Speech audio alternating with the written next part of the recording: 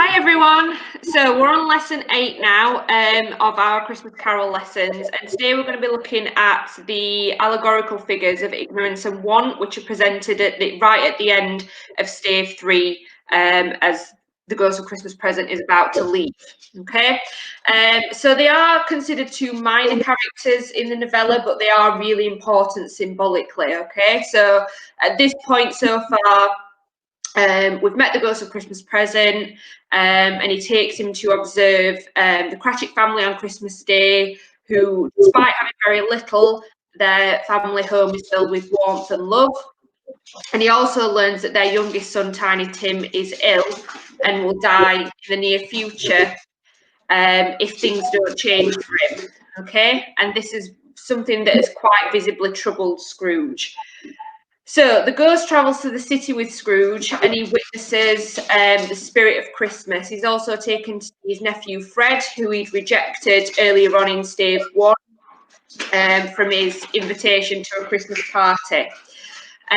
His guests make fun of Scrooge, they play a game and they make fun of him and his attitude towards Christmas, which is quite miserable. So towards the end of the stave, right at the very end of the stave, the ghost reveals 2 starving children which are hidden within its robes. They are called Ignorance and Want, okay? And he warns Scrooge to be wary of them, okay? Right. Yeah. So I'm just going to read you the extract really quickly from Ignorance and Want, okay? So, from the folding of its robes, it brought 2 children, wretched, abject, frightful, hideous, miserable. They knelt down at its feet and clung upon the outside of its garment. "Oh man, look here, look down here," exclaimed the ghost. They were a boy and girl, yellow, meagre, ragged, scowling, wolfish, but prostrate too in their humility. Where graceful youth should have filled their features out and touched them with its freshest tints, stale and shriveled hand like that of age had pinched and twisted them and pulled them to shreds.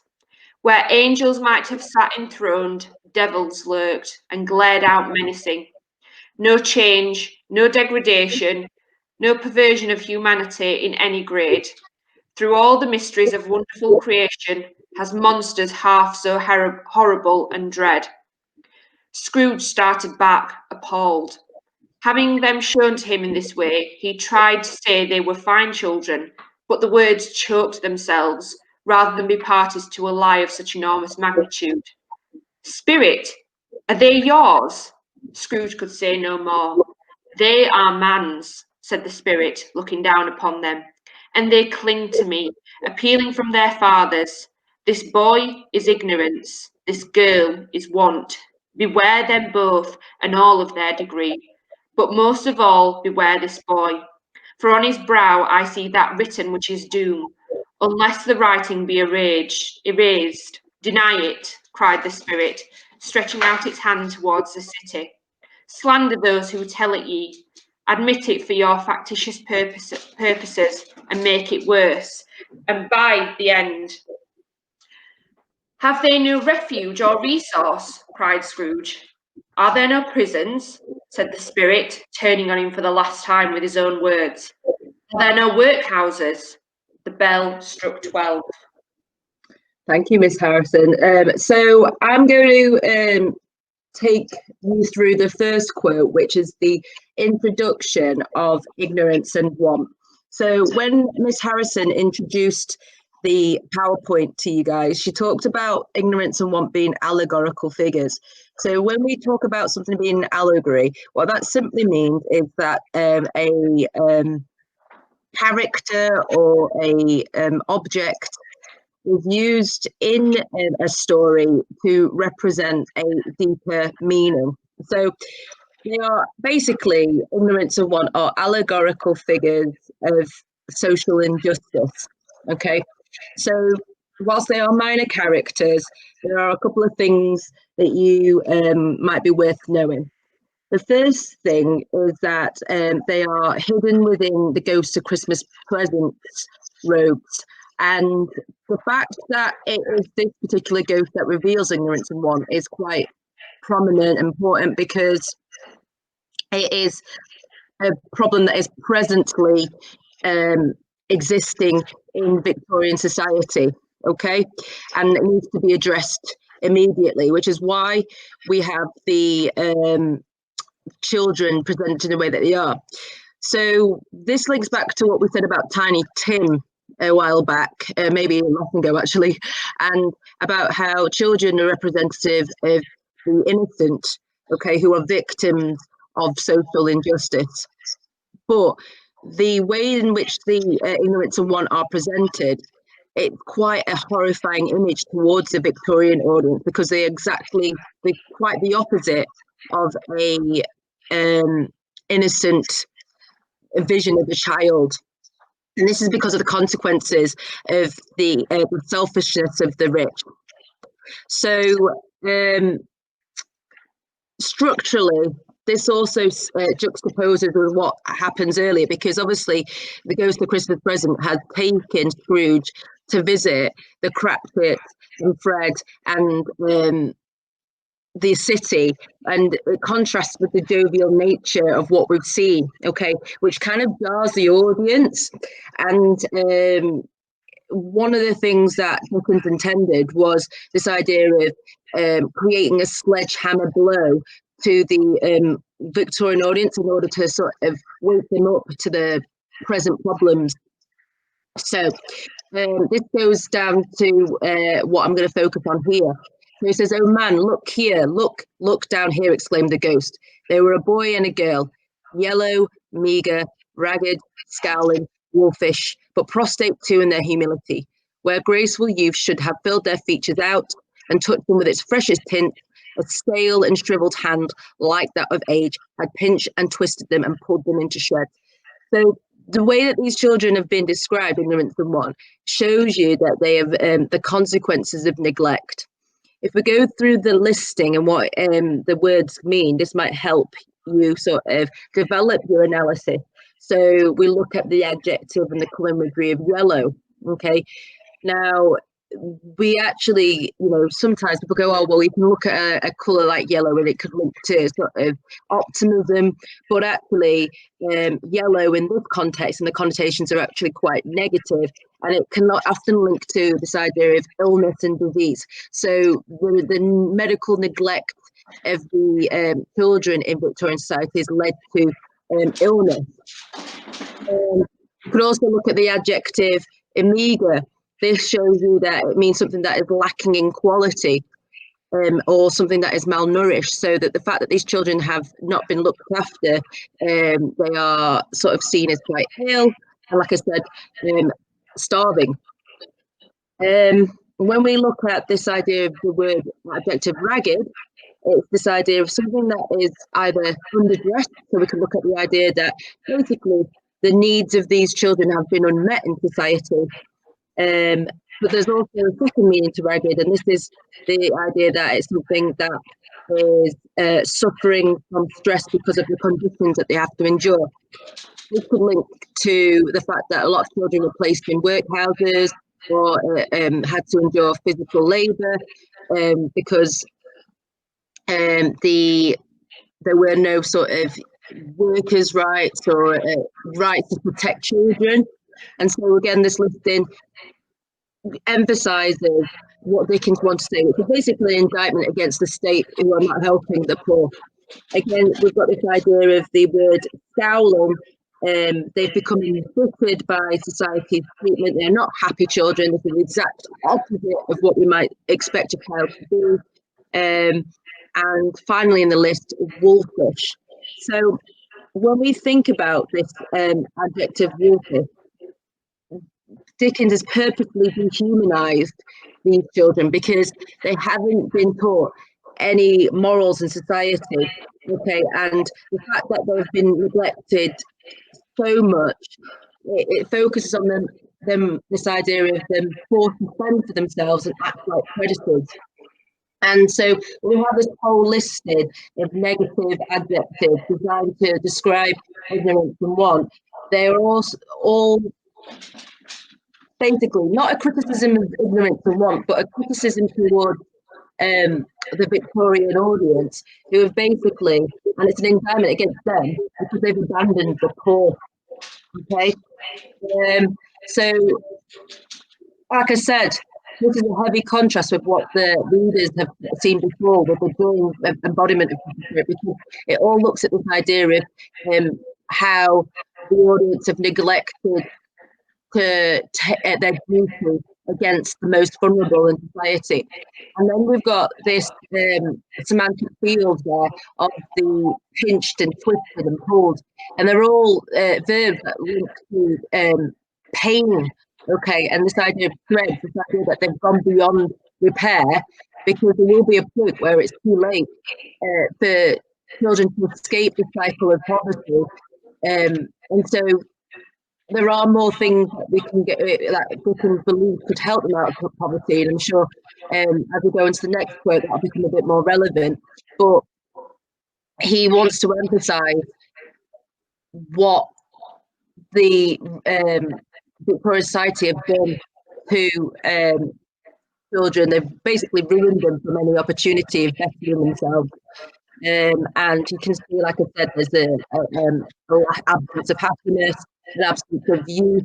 They've sort of matured beyond their years because they've been forced to for themselves to survive. Miss Harris, you've got something to add to that? You've done a really good job with that. The only thing that I could kind of potentially add is, especially for those of you who are looking for those higher grades, if you're just looking at the bit that Miss Wan's just talked about, so it says, where graceful youth should have filled their features out and touched them with its freshest tints, a stale and shriveled hand like that of age had pinched and twisted them and pulled them into shreds. So we've got the juxtaposition between the graceful youth and the freshest tints juxtaposed with these negative connotations. Now, if you take into consideration the idea of syntax, which is word order that's used to create meaning, because the extract or the quote ends with something negative, it's kind of this idea that society has stripped these figures and people like ignorance and want of anything positive. So it's kind of, you know, they haven't got any hope left. It's this idea that kind of negativity is surrounding them, that there's no escape from it, there's no hope, there's nothing to look forward to, unless people like Scrooge change and can do their social and moral duty to give to those who are less fortunate. That's the only bit I've got to add to that. That's a really good point about the juxtaposition there, Ms. Harrison. So it's worth the students noted. I'm just going to move on to your quote now. Brilliant. Okay, guys. So when Scrooge is met with these two characters, he asks the spirit, "Are they yours?" And the spirit returns with, "They are man's," said the spirit, looking down upon them, "and they cling to me, appealing from their fathers. This boy is ignorant, this girl is want. Beware them both and all of their degree, but most of all beware this boy, for on his brow I see that written which is doom, unless the writing be erased." So there's loads of things that you can take from this quote. So the first bit, "they are man's," so it's kind of this collective pronoun that's used, that they're not one person's, they're all, it's man's responsibility, okay, and man has created them because of the social injustice that's been going on, okay. And then we've got "they cling to me, appealing from their fathers." Now, if you look particularly in the use of that verb cling, it has connotations of desperation. So they're kind of desperate for help, they're desperate for want of provision and things like that. But also, if we take the actual definition, one definition is be hard to part or remove from. So if something clings to you, it's hard to kind of break that kind of attachment. So it's this idea that unless things change, ignorance and want, if you look at them as symbols for problems in society, so the ignorance of towards the poor and the want of help will stay. So it's this idea that they're kind of immovable objects unless things change in society in a more wider sense. Okay, and then obviously we can see the fact that the spirit is using them as a symbol or a tool to help Scrooge kind of open his eyes and see the injustice and the problems in society. And he also uses them as a warning. So he says, beware them both and all of their degree, but most of all, beware this boy, which is ignorance. Okay, so for on his brow, I see that written, which is doom. So there's a couple of things we can say about this. So I think the reason why he said, yes, beware them both, but most of all the boy, is that ignorance of the poor and the misery that they are kind of enduring and suffering through only prolongs the problem. So want of whatever that is, whether that's food, shelter, clothing, a desire for help can be kind of alleviated quite quickly. So, you know, you want food, you give them food. They need some shelter, you pop them in a workhouse for a little bit. But ignorance and the kind of the inability to see these problems only prolongs the problem, and it kind of requires a bit more of a vigilance to overcome, because it requires a lasting change on the part of those who are more privileged. So people like Scrooge has to change for the long term in order for these problems to be alleviated and eventually eradicated. So one can be relieved, even if only temporarily, but it's the ignorance of society that requires a more lasting change. Okay, so the next bit that I wanted to focus on is the fact that they are a boy and a girl, so that they're children. Now, Miss Wan's already touched on this a little bit, but the use of children is again not only used to kind of highlight the injustice that was happening to children, be that when they were forced into child labour or when they were separated from families in workhouses, but it's also used to invoke sympathy, not only just within Scrooge, but within the wider Victorian reader. So if we think about children, you know, we think about innocence and vulnerability, and almost like a purity, and that isn't the case with ignorance and want. It's the fact that poverty and injustice, as like in the last quote, has torn them to shreds. It's made them kind of unrecognisable in Scrooge's eyes, and I think it's almost like again, as Miss Wan said, a shock factor for not just Scrooge, but for wider society, in order for them to see what life is really like for people like ignorance and want, who are suffering because of the effects of poverty. Is there anything that you can? Oh, in fact, the last bit is that I see that written, which is doom, unless the writing be erased. So obviously, if Scrooge doesn't change and he doesn't open his eyes to the problems in society, and it's not just the fact of seeing the problem, it's doing something about it. So obviously, the reference to doom can not just foreshadow Scrooge's own doom, but wider societies as well, unless the writing be erased. Okay, so if things don't change, then society is essentially heading down a slippery slope towards doom, and obviously Scrooge in particular as well. And I think this is really important placement for these characters, because the Ghost of Christmas Present has been quite jolly, and he showed him quite jolly scenes with the Cratchits, and even Fred's Christmas is quite jolly. I mean, I know it's poking fun at Scrooge, but they are in very high spirits, and yet we've got this very direct contrast with the kind of jolliness and joviality with this kind of horrific scene right at the very end of Stave 3. And obviously that, as you've seen, as you know, watched the film and things, that's kind of leading us quite nicely into the beginning of Stave 4, where we meet the Ghost of Christmas Yet to Come. Is there anything that you can add to that, Miss Wan? Well, you've done a really good analysis there, Miss Harrison. I just wanted to touch upon alternative meanings to ignorance and want. So, Miss Harrison focused on, the ignorance of the Victorian wealthy and the fact that he's chastising them about their own ignorance towards helping others. But another way of looking at that is Dickens' fear about sort of the working class remaining ignorant too.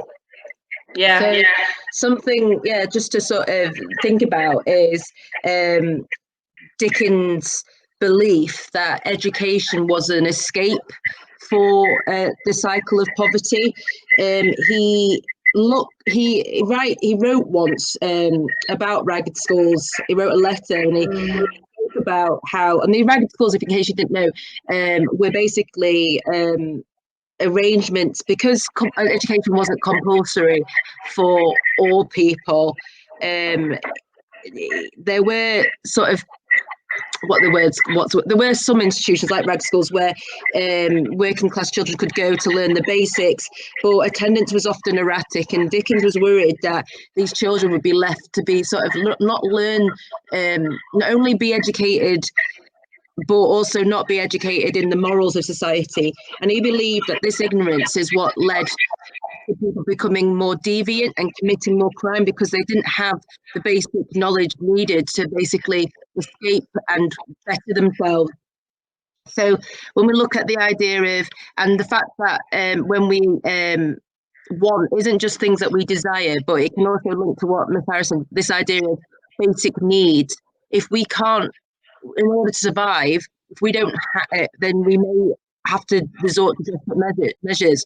Or if he believed heavily that instead of demonizing the working class and sending them to workhouses or sending them to prison, as Scrooge said, that they weren't, to avoid this sort of life of deviance, we needed to educate the poor. So his worry is that the working class were not taught how to behave morally, and unless that happened, and if that didn't happen, then we would never be able to break this cycle of poverty. So there's a different way of looking at ignorance and want, not just thinking about the chastising the rich for not helping, but also what happens if the poor are left to be ignorant too. And that's the only thing I had to say about that one. Brilliant. Yeah, so what we would like you to do is, like we said, we'll send out a task sheet. You follow the instructions that your teacher leaves on your Go for Schools, because it may be that you get like what me and Miss Harrison are doing, where 2 videos a week and you're going to get extra work. So please make sure you read that carefully. Anything else you'd like to say, Miss Harrison? Yeah. Oh, did I have anything more to say? Sorry, no, I don't. No. Just hope you're doing well, guys. Hope you're doing well. Anyway, okay, thank you. See ya.